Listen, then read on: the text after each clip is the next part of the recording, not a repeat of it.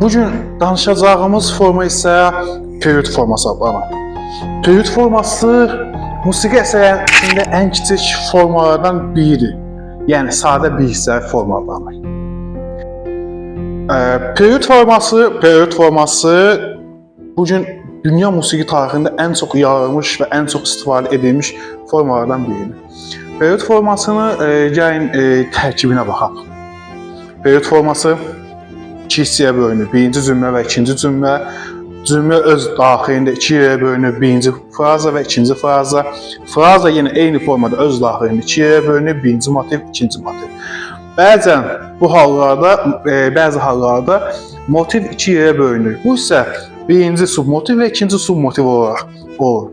Düşünün, period forması 16 xanədirsə, cümlə 8 xanə, hər cümlə 8 xanə olacaq.